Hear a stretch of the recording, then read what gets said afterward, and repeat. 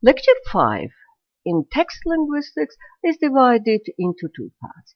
In the first half, we are going to discuss tense and aspect via text constraints, and in the second part, we'll speak about lexical means of text cohesion. A great deal of attention has recently been paid to the relationship between text aspect choices and overall discourse constraints, including the text. By examining empirical data, discourse analysts and text linguists were able to observe regular correlations between functional text types and the predominance of certain tense and aspect choices in sentences. These observations have led to reinterpretation of conventional statements about tense and aspect rules. In his book, Grammatical Categories and Their Text Functions, Zaidatis analyzed a number of text types in English where present perfect is either dominant or in regular contrast with past simple. Zaidatis observed that three basic functions of the present perfect, all under the general heading of current relevance, frequently recur over a wide range of text types. Now, these functions are conveying hot news, expressing experiences, and relating to present effects of changes and accomplishments. Hot news texts are mostly found in broadcast and written texts, but they are also common in everyday speech. An example taken from British television news is: the government has announced a multi-million-pound scheme to retrain the unemployment, but union chiefs have pledged all-out opposition to it. Zaidatis claims that the letters to the editor and agony column letters contain frequent present perfect performing the experiences and changes and accomplishments functions. In hot news texts, present perfect regularly contrasts with past simple in the same text, where the topicalizing sentence uses present perfect while the details of the narrative are in the past simple. For example, a British firm has landed a huge shipping contract in Brazil. The deal was signed at a meeting today in London. Biographical sketches and obituaries are also a source of this shift of tense. Zaidatis offers different text types which seem to have such correlations.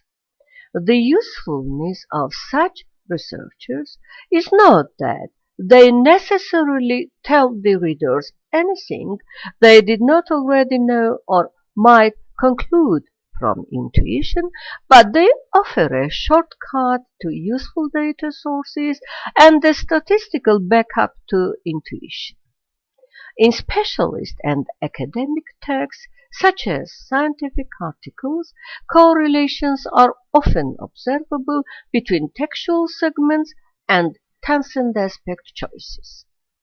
Medical research articles in journals such as the British Medical Journal, for instance, regularly use past simple in the abstract section and shift to predominantly present perfect in the introduction section, at the end of which there is a shift back again to past simple, where the text begins its narrative of the particular research experiment reported.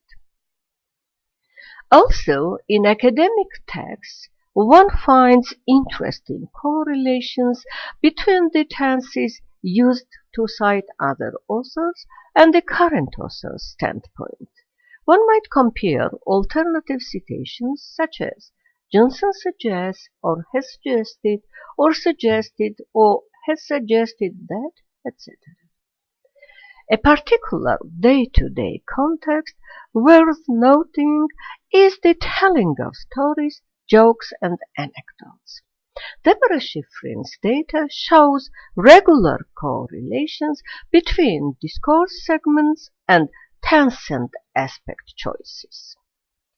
Schifrin considers principally the shifts from historic present, that is, using the present tense to describe actions and events in the past, to past simple, in English, oral anecdotes. She takes a model of narrative in which the main elements are orientation, implying establishing time, place, and characters, complication actions, implying the main events that make the story, resolution, how the story reaches its end, and evaluation, implying comments on the events, and she offers the overall analysis of such texts. She came to the conclusion that historic present tense verbs cluster in the complicated action segments, and within those segments, particularly in the middle of the segment, and not typically in the initial or final clauses. Historic present is also sometimes accompanied by changes from simple to progressive aspect, where the time sequence seems to be broken and particularly strong focus is given to action.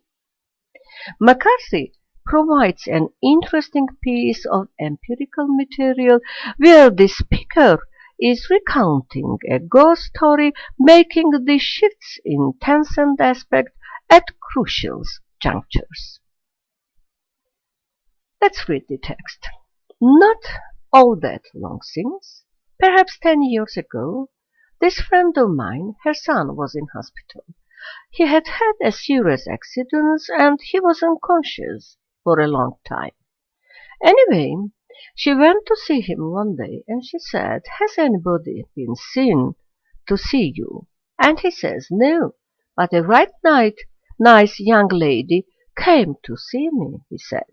"She was lovely and she stood at the foot of my bed, and she had a little word with me."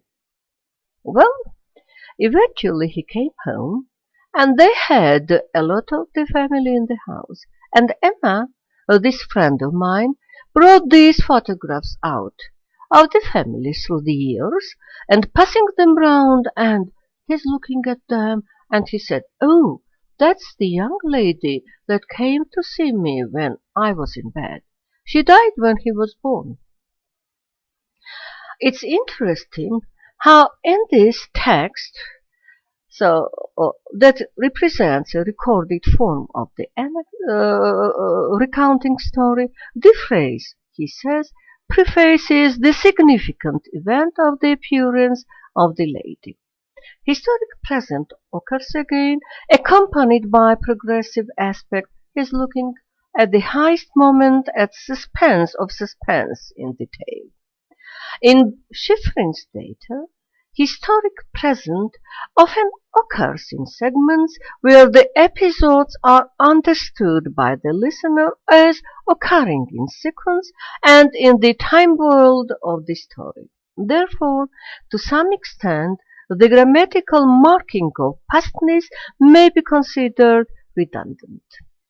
Schifrin compares these segments of narratives with sports and recipe commentaries where the speaker is describing the process as it happens, as well as magicians' commentaries on their tricks.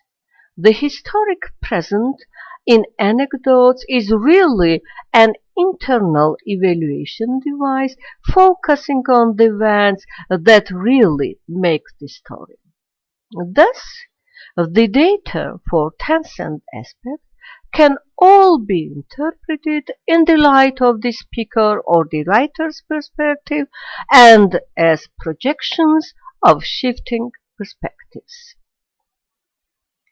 The second part of Lecture 5 is devoted to lexical cohesion.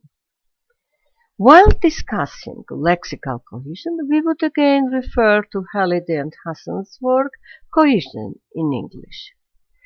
Related vocabulary items that occur across clause and sentence boundaries are a major characteristic of coherent text.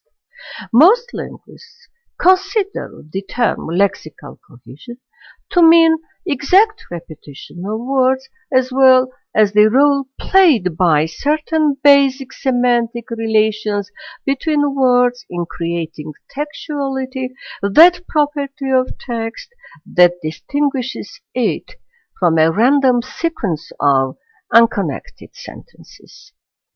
Lexical cohesion is basically created by reiteration, that means two things: either restating an item in a later part of the text by direct repetition of the word, or reasserting its meaning by exploiting lexical relations.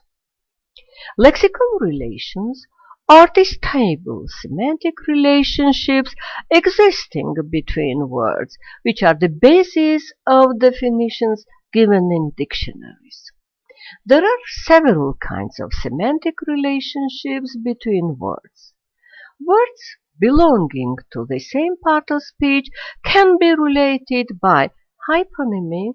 In Greek, the word onym had a meaning of name, synonymy, or antonymy, whereas words representing different parts of speech can be linked thematically within a textual segment by the principle of isotopy, that is, through semantically interrelated chains of words.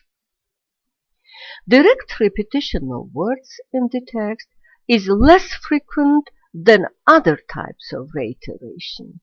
The only explanation is that direct repetition of words does not bring any new information into the text, while in other types of reiteration we find considerable variation from sentence to sentence in writing and from turn to turn in speech.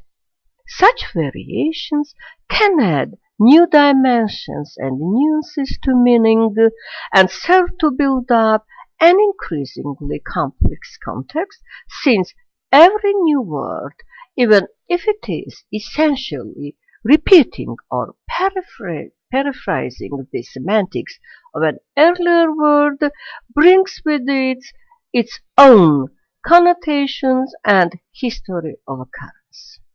For instance, lexical cohesion by synonymy occurs in the following two sentences. The meeting commenced at 6:30, but from the moment it began, it was clear that all was not well. Here, commence and begin can refer to the same entity in the real world, whereas they differ stylistically. Commence underlines an official aspect of the target event, while begin preserves its neutrality. Synonymic words need not always be related on the basis of coreferential relationships. For instance, in the sentence, the meeting commenced at 6:30, the storm began at 8. Commence and began refer to separate events, yet the speaker chooses to employ them, perhaps aiming to create dry humor or irony by pairing the words with different stylistic connotations. Discourse analysts and text linguists have not given yet any convincing rules or guidelines as to when or why a writer or speaker might choose a synonym for reiteration rather than repetition, though some researchers suggest a link between reiteration using synonyms and the idea of re-entering important topic words into the text at a later stage, that is, bringing them back, thus focusing on the importance of the entities or events designated by them.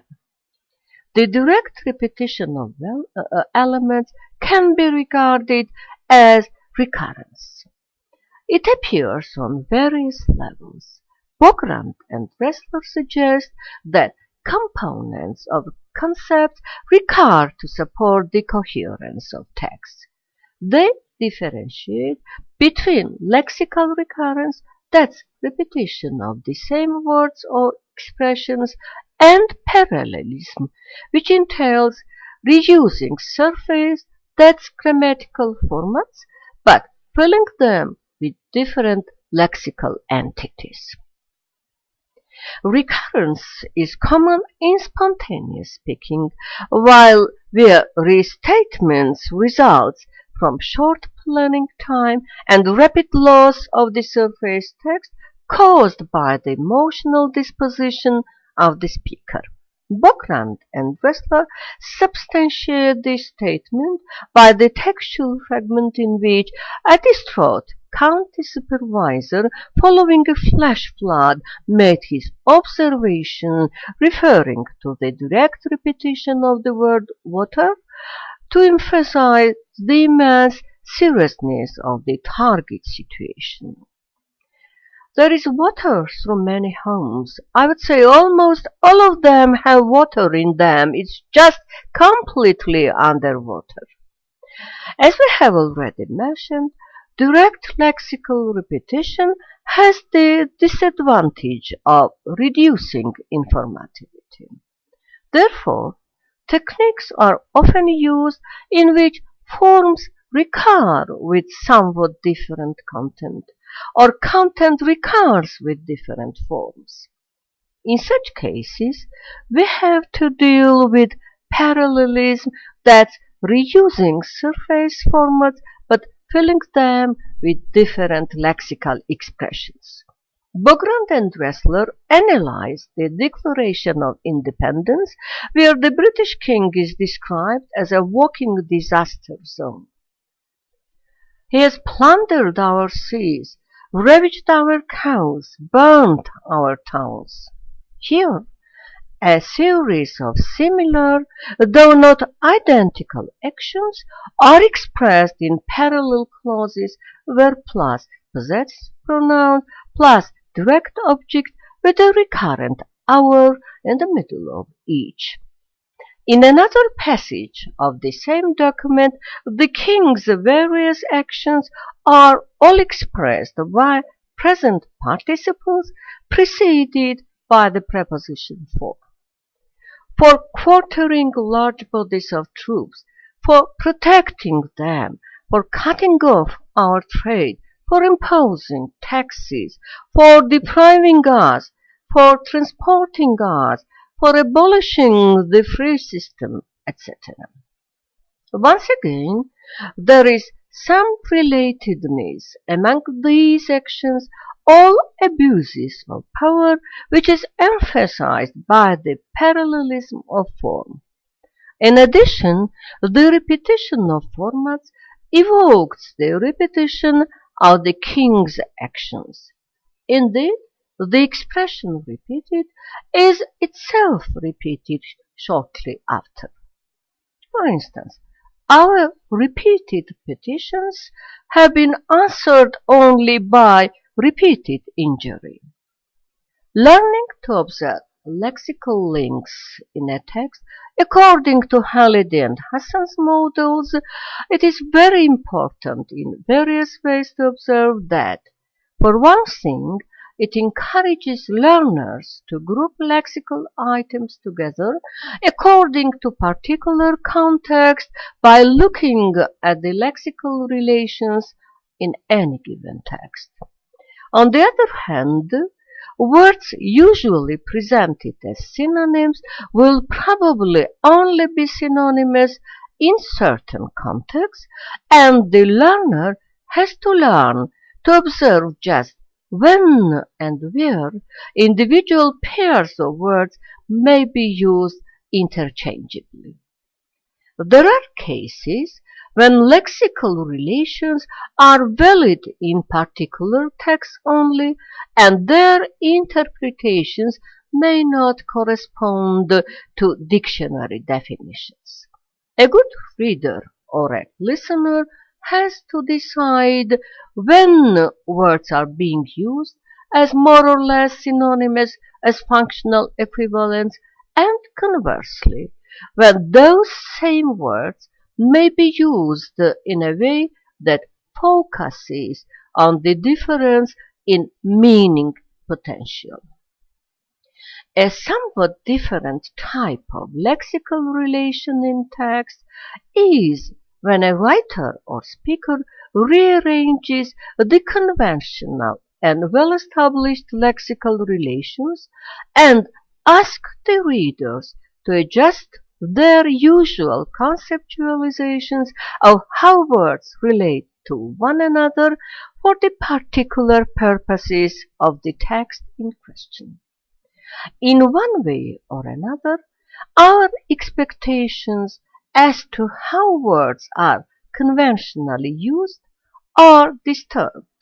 McCarthy supplies an interesting and simple example from a review of a book on American military planning that requires the reader's inferring activities in order to decode correctly the writer's communicative intention in using such a pair of words.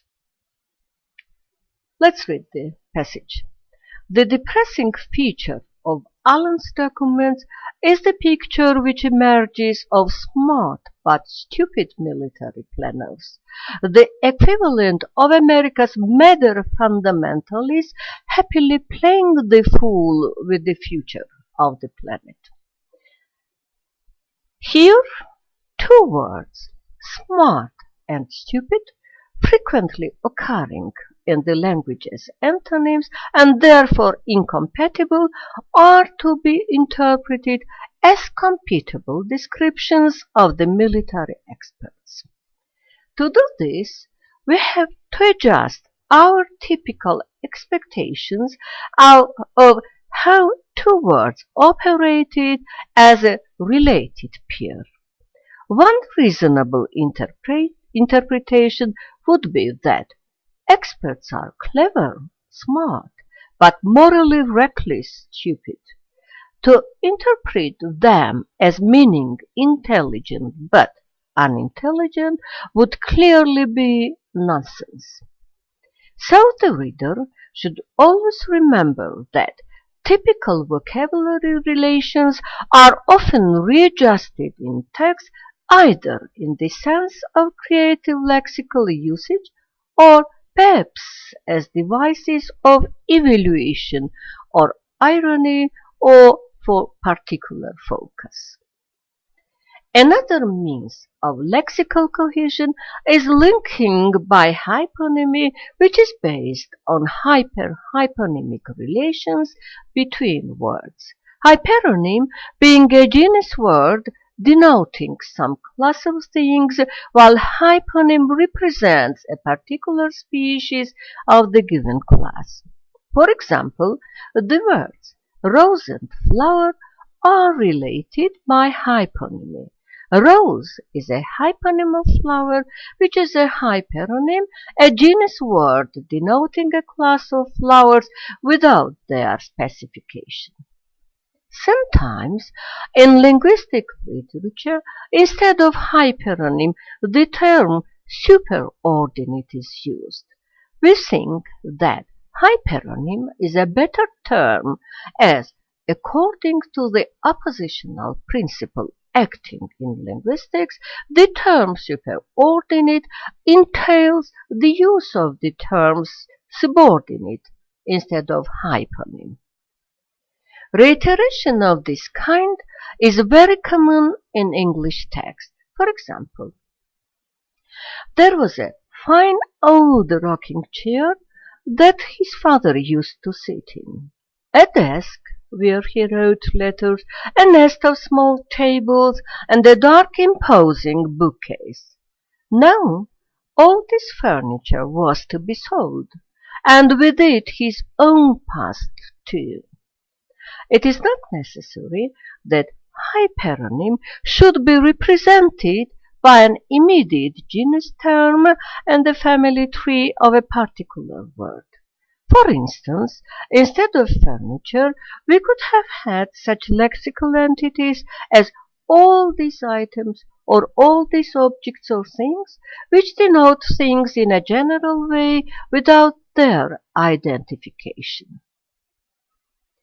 Other general hyperonyms covering human and abstract areas include such words as people, creature, idea, and fact.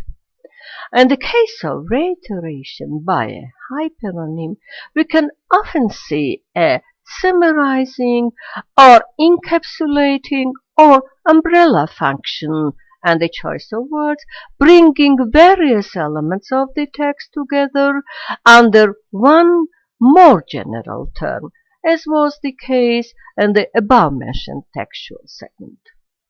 Thus, we have analyzed the lexical means of text cohesion in English, focusing on such devices of connectivity of the surface structure of the text as reiteration through direct repetition, that's recurrence of lexical entities. We have also reviewed the ways of establishing semantic relations between words with a textual segment, including linking words by hyponymy, synonymy, and antonymy, as well as by the principle of isotopy, implying thematic linking of words through semantically interrelated chains of lexical entities belonging to different parts of speech. Together with the grammatical means of cohesion, such as reference, coreference, substitution, ellipses, and conjunctions, lexical cohesive devices have paramount importance in creating textuality, the feature that distinguishes text from a random sequence of unconnected sentences. We finish our lecture traditionally with a list of references. Thank you for attention.